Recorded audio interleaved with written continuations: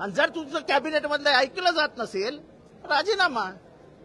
24 तारखेला माननीय एकनाथ शिंदे साहेब आरक्षण देऊ शकणार आहेत का? ओबीसीचं आरक्षण कमी होऊ शकतं का? मग हे सगळं होणारच नाही तर भांडण कशाला लावता? एवढे जातीवादी जर सभागृहात आम्ही राहत असन तर या सभागृहाचं पवित्र कसं राखलं जाईल अध्यक्ष महोदय? हो, या जगातलं पहिलं मी पाहिलंय उपोषणावर लाठीचार्ज पाहिला कधी? हे सगळं तुम्ही बोलत असताना कॅबिनेट मध्ये तुमची चालत नाही अशी सिद्ध होत आहे। आणि मग जर कॅबिनेट मध्ये मांडणारे मुद्दे तुम्ही रस्त्यावर येऊन मांडणार असाल आणि त्याच्यातनं वाद निर्माण होणार असेल, जरंगे हा पॉलिटिकल ऍक्टिव्हिस्ट आहे, तो काय तुमच्यासारखा प्रगल्भ नेता नाहीये। त्याच्यामुळे तुम्ही त्यांच्यावर घसरणं हा तुम्ही स्वतःचा मोठेपणा कमी करताय। हे मान्य आहे की तो चोकोचं बोलतो, तो काही बोलतो, शिव्या देतो, अहो पण ते ऍक्टिव्हिस्ट आहे, रस्त्यावरचा कार्यकर्ता आहे। तुम्ही या सत्तेत आहात, तुम्हाला सत्तेची समज असली पाहिजे। आणि जर तुमचं कॅबिनेट मधलं ऐकलं जात नसेल राजीनामा। या देशाचा इतिहास आहे, संयुक्त महाराष्ट्राच्या चळवळीमध्ये जेव्हा मुंबई महाराष्ट्राला द्यावी ही मागणी मान्य होत नव्हती तेव्हा एका माणसाने राजीनामा फेकला होता, त्या माणसाचं नाव सी.डी. देशमुख। असं काय घडत नाहीये महाराष्ट्रामध्ये? हे भांडण लावण्याचे उद्योग कशासाठी? 24 तारखेला माननीय एकनाथ शिंदे साहेब आरक्षण देऊ शकणार आहेत का? ओबीसीचं आरक्षण कमी होऊ शकतं का? मग हे सगळं होणारच नाही तर भांडण कशाला लावता? आता एक नवीन भांडण महाराष्ट्रात सुरू होईल। शेड्यूल कास्ट मध्ये वर्गवारी करण्यात येणार आहे। वर्ग 1, वर्ग 2, वर्ग 3, वर्ग 4, वर्ग 5, म्हणजे परत शेड्यूल कास्ट मध्ये 1 विरुद्ध 1, 1 विरुद्ध 1 विरुद्ध 1। म्हणजे हे जे सरकार आहे हे जातीमध्ये भांडण कसं लागेल ह्याचाच प्रयत्न करतंय। आणि म्हणून आम्ही नेहमी म्हणत असतो की ही मनूची औलाद आहे, हे मागासवर्गीयांना शांतपणाने जीवन जगू देणार नाहीत। ओबीसी कोण आहेत? शूद्र आहेत। का त्यांना घाबरून ठेवता? काय नाही सरकार इथनं जाहीर करत की ओबीसीच्या आरक्षणाला धक्का लावणार नाही। आमच्यातला एकही जण म्हणत नाही की मराठ्यांना आरक्षण देऊ नका, द्या, पण जा मोदी साहेबांकडे आग्रह धरा आणि घेऊन या। त्याच्यातली एकही गोष्ट करायची नाही आणि आपलं चालूच ठेवायचं।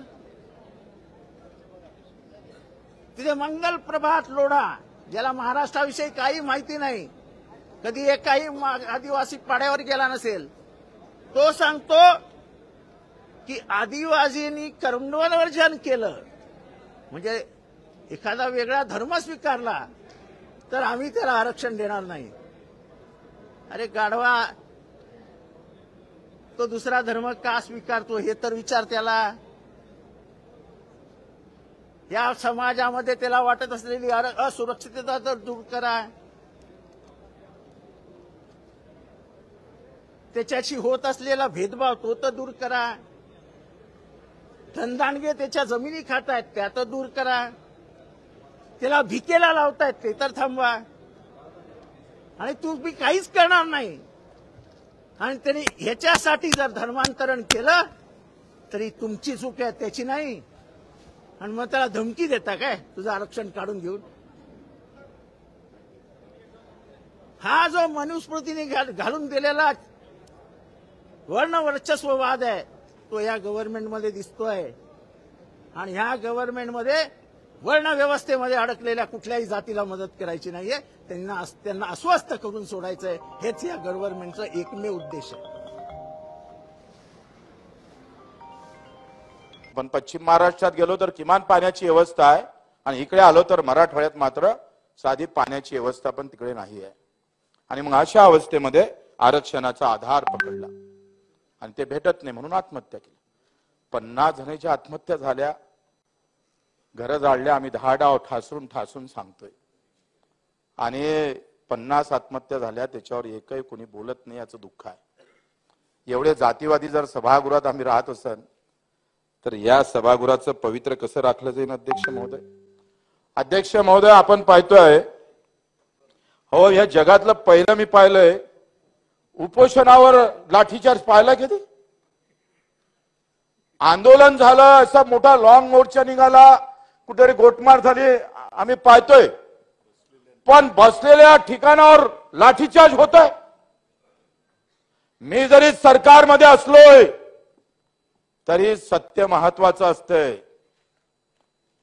आणि मग हे दुःखद गोष्ट नाहीये, ही वाईट गोष्ट नाहीये. नाही उचलले असते, नाही जबरदस्ती केलं असतं, काय फरक पडला असता? पण उचललं आणि तुम्ही त्याला हवा दिली. द्यायची होती का दिली? तपासलं नाही पाहिजे? कोणी पण असेल. कुणाला बदनाम का होतंय? का तुमच्या बाजूने गृहमंत्री बसत असाल आणि तुम्ही म्हणत असाल का घर कसे पेटले? हे कसं काय, कसं चालणार? तुम्ही असं म्हणत असाल तुमच्या बाजूने अर्थमंत्री बसते आणि तुम्ही म्हणता ओबीसीला बजेट दिलं नाही, मग का आलू शिल्लक का तिथं? अरे ठाम म्हणा, त्या कॅबिनेट मध्ये तोडफोड करा. ही भाषा कॅबिनेट मधली आहे, ही भाषा आम जनतेतली नाही आहे, लक्षात घ्या. आणि असं सांगून जर आपण पेटवा पेटवी करत असेल तर चांगलं नाही आहे.